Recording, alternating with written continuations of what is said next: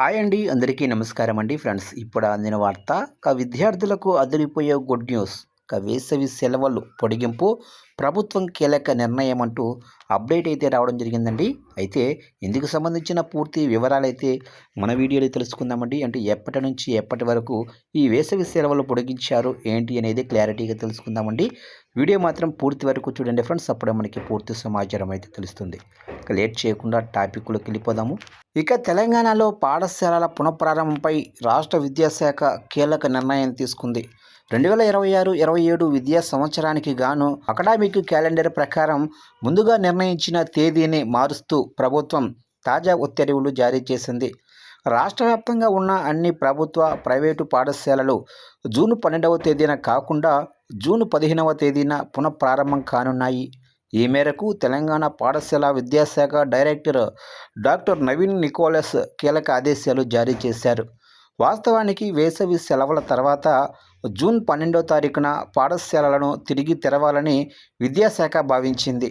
అయితే ఆ తర్వాత రోజుల్లో అంటే జూన్ 13వ తారీఖున రెండో శనివారం, జూన్ 14న ఆదివారం వచ్చాయి. కేవలం ఒక్కరోజు అంటే జూన్ 12వ తారీఖున స్కూలు తెరిచి ఆ వెంటనే వరుసగా 2 రోజుల పాటు సెలవులు రావడంపై విద్యార్థుల తల్లిదండ్రులు, వివిధ ఉపాధ్యాయ సంఘాల నుంచి ప్రభుత్వానికి అనేక విజ్ఞప్తులు అందాయి.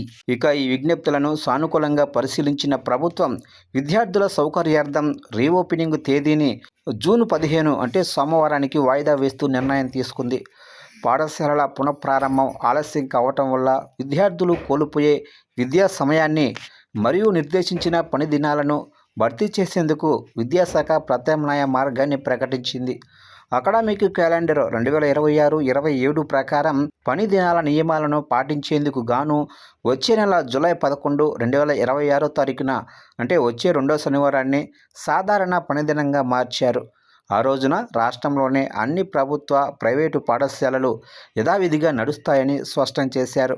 ఈ నూతన ఆదేశాలను రాష్ట్ర వ్యాప్తంగా ఉన్న అన్ని ప్రాంతీయ విద్యాశాఖ జాయింట్ డైరెక్టర్లు, అలాగే అన్ని జిల్లాల విద్యాశాఖ అధికారులు తమ పరిధిలోనే పాఠశాలలకు చేరవేసి తగిన చర్యలు తీసుకోవాలని డైరెక్టర్ ఆదేశించారు.